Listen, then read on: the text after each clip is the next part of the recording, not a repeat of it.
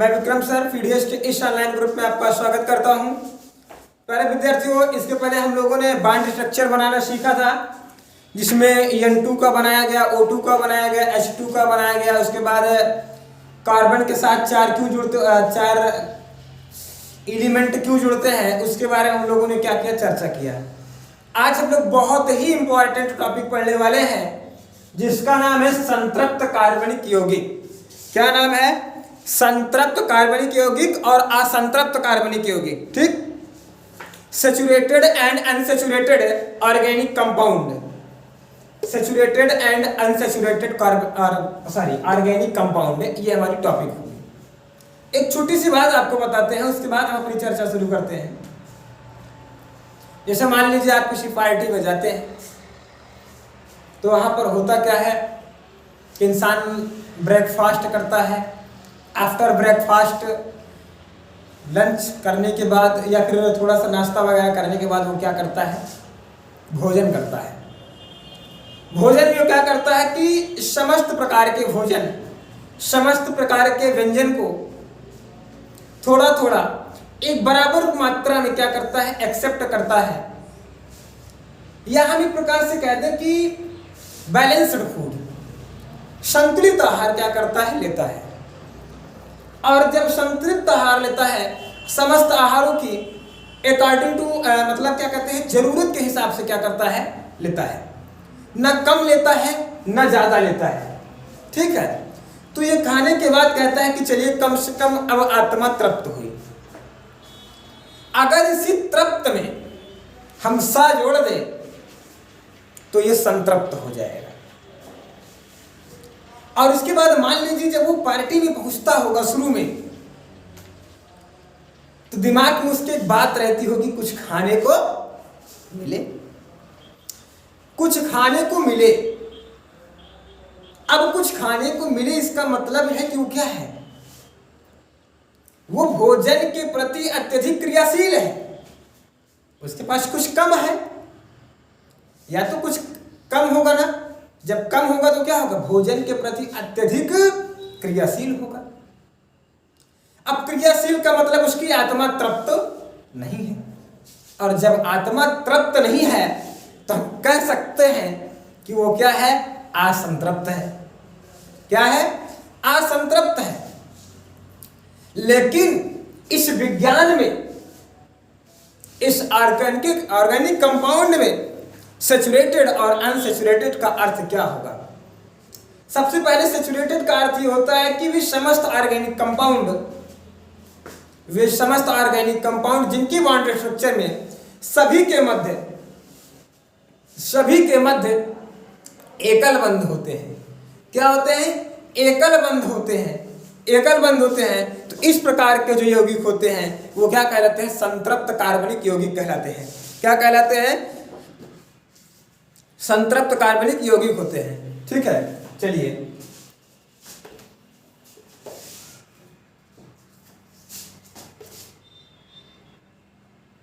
वे कार्बनिक यौगिक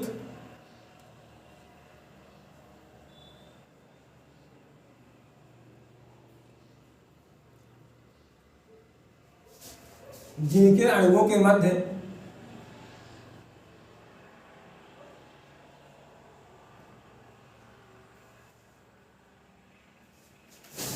एकल बंध होता है।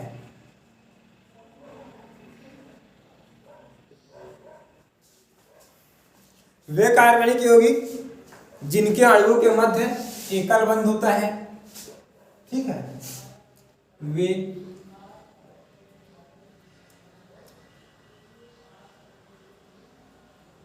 संतृप्त कार्बनिक यौगिक कहलाते हैं।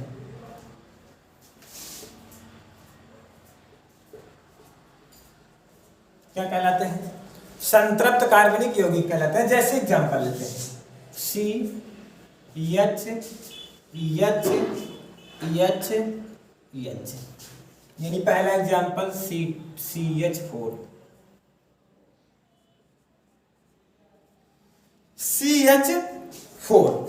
ठीक, अब यहां पर देखिए, आपको पता है कि जैसे मैंने यहां पर कार्बन लिखा, तो आपको पता है कि कार्बन 4 तत्वों से संयोग करेगा।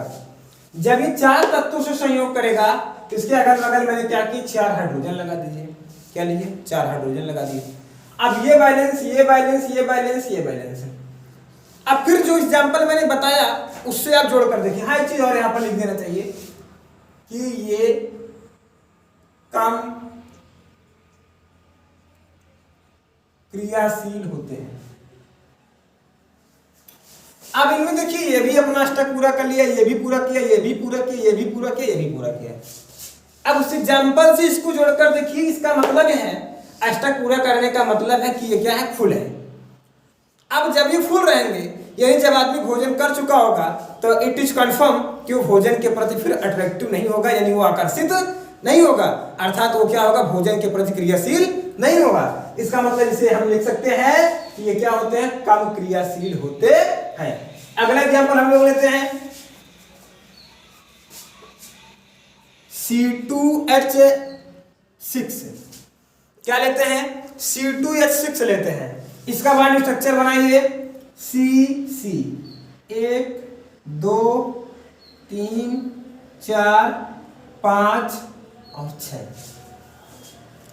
यहां पर हम लोग क्या देख पा रहे हैं, यहां पर हम लोगों ने देखा कि कार्बन को कितने की जरूरत है, 4 1 2 3 4। इसको कितने की जरूरत है, 1 2 3 4, 4 बराबर। ये सभी क्या है, इक्वल है। अब इनको हम इलेक्ट्रॉन दिखाकर इसको मतलब पूरी विधिवत नहीं बताएंगे क्योंकि एक बार हम पूरी चर्चा इस पर कर चुके हैं। अब यहां पर आप देख रहे हैं कि सभी के मध्य क्या है, एकल बंध है। क्या है, सभी के मध्य क्या है, एकल बंध है। जब सभी के मध्य एकल बंध है तो अब इन्हें किसी अन्य से क्रिया करने की कोई जरूरत नहीं है। जब इन्हें क्रिया की करने की कोई जरूरत नहीं है, इसका मतलब ये क्या कहलाएंगे, संतृप्त ऑर्गेनिक कंपाउंड यानी सैचुरेटेड ऑर्गेनिक कंपाउंड कहे जाते हैं। ठीक है, उसके बाद इसमें कौन कौन से आते हैं, जैसे मेथेन, एथेन,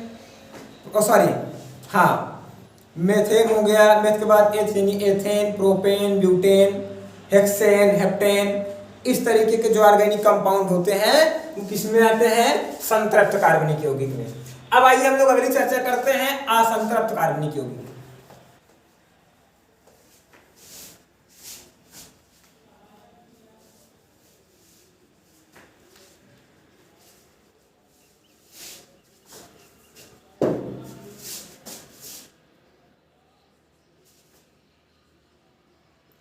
वे कार्बनिक यौगिक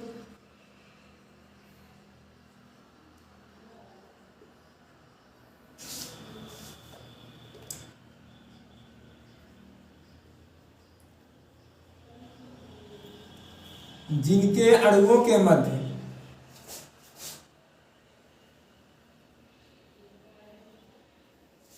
द्विबंध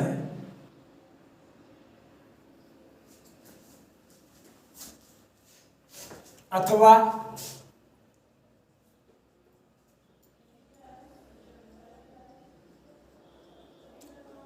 त्रिबंध होता है,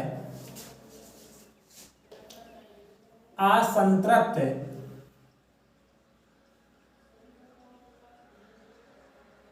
कार्बनिक यौगिक कहलाते हैं। ये संतृप्त की अपेक्षा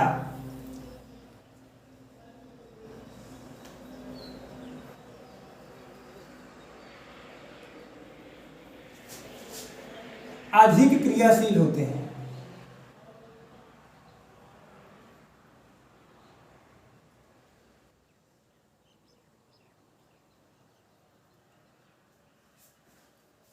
वे कार्बनिक यौगिक जिनके अणुओं के मध्य द्विबंध अथवा त्रिबंध होता है असंतृप्त कार्बनिक यौगिक कहलाते हैं। ये संतृप्त की अपेक्षा अत्यधिक क्रियाशील होते हैं। ये क्या होते हैं, संतृप्त की अपेक्षा अधिक क्रियाशील होते हैं। आइए इसका उदाहरण लेते हैं हम लोग।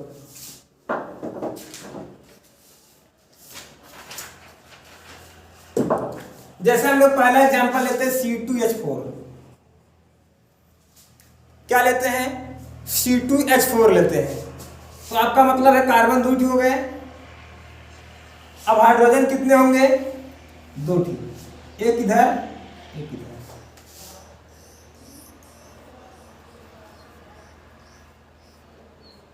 H। ठीक, अब देखिए क्या ये इक्वल है? हाइड्रोजन को कितने चाहिए? एक अकेला था, एक बंद बना लिए, 2 हो गए। इसको कितना चाहिए था? 2 चाहिए था, एक है, एक बंद बना लिए, 2 हो गए। इसको भी 2 मिल गए, इसको भी 2 मिल गए। अब बात करते हैं कार्बन की। कार्बन के पास आप यहाँ पर विचार कीजिए कि इसको कितने की जरूरत है? 4 की। 1 मिला, 2 मिला, यहाँ से 3 मिला। इसको कितने मिले? 1 मिले, 2 मिले, 3 मिले। और इसको जरूरत कितने की होती है? 4 की होती है। कितने की जरूरत होती है? 4 की जरूरत होती है। ठीक, अब 4 की जरूरत है, कहने का आशा है कि इसको अपना अष्टक पूरा करने के लिए अभी 1 इलेक्ट्रॉन की जरूरत है। इसको भी जरूरत है, इसको भी। अब कहने का आशा है कि इसको फिर उस एग्जाम्पल से आप जोड़कर देखिए कि अभी ये पार्टी में पहुंचा है, इसको भूख लगी है, तो स्वाभाविक सी बात है कि क्या होगा? क्रियाशील होगा। अब जब ये क्रियाशील होगा तो आपस में ये दोनों क्या करते हैं? आपस में फिर संयोग करते हैं। एक बार तो कॉम्बिनेशन किए थे, अब ये क्या करते हैं? आपस में फिर बंटवारा करते हैं। जब ये आपस में फिर बंटवारा करते हैं कि इलेक्ट्रॉन का शेयर करते हैं, तो ये भी फुल हो गया, ये भी फुल हो गया। ठीक, अब इसमें आप देख पा रहे हैं कि इसमें कितने बंद हो गए? 2 बंद हो गए। कितने बंद हो गए? 2 बंद हो गए। इसका मतलब ये कैसा कार्बन ऑर्गेनिक कंपाउंड है? सैचुरेटेड नहीं बल्कि अनसैचुरेटेड ऑर्गेनिक कंपाउंड है। केवल एक एग्जांपल हम लोग और पढ़ते हैं। हमारा एग्जांपल अगला है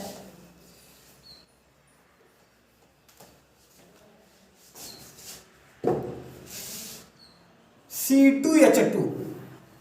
अगला एग्जांपल क्या है? C2H2 है। अब यहां पर C H और H। हाइड्रोजन तो बैलेंस है, इसको आप अच्छी तरीके से जान रहे हैं, लेकिन ये 4 होते हैं। 4 पहले से थे, 1 5 6, 4 5 6। अब इनको 2-2 इलेक्ट्रॉन की जरूरत है। अपना अष्टक पूरा करने के लिए कितने इलेक्ट्रॉनों की आवश्यकता है? 2-2 इलेक्ट्रॉनों की। अब ये फिर वही क्रियाकलाप करेंगे कि फिर ये आपस में क्या करेंगे? 2-2 इलेक्ट्रॉन का शेयर करेंगे। 2-2 इलेक्ट्रॉन का शेयर करेंगे। क्या करेंगे? 2-2 इलेक्ट्रॉन का शेयर करेंगे। जब ये 2-2 इलेक्ट्रॉन का शेयर करेंगे तब ये क्या बनाएंगे? C2H2 बनाएंगे। क्या बनाएंगे? C2H2 बनाएंगे। अर्थात देखिए यहां पर कैसे बंद है? त्रिबंध है। कैसे बंद है? त्रिबंध है। अब देखिए जब त्रिबंध ये बना लिए, इसका मतलब ये क्या होंगे? असंतृप्त कार्बनिक यौगिक कहलाएंगे। क्या कहलाएंगे? ये कैसे ऑर्गेनिक कंपाउंड कहलाएंगे? असंतृप्त ऑर्गेनिक कंपाउंड कहलाते हैं। ठीक, तो उम्मीद करते हैं कि ये चीजें आपको भली भांति समझ में आ गई होंगी। प्यारे विद्यार्थियों, आज के वीडियो लेक्चर में हम इतनी ही चर्चा करेंगे। अगर आपको इस वीडियो से या फिर ये जो चीजें संतृप्त और असंतृप्त से कोई समस्या हो तो आप हमारे व्हाट्सएप नंबर 88 58 19 58 65 पर कॉल करके अथवा व्हाट्सएप करके समस्या का समाधान प्राप्त कर सकते हैं। Thank you. Subscribe now and press the bell icon. Never miss an update.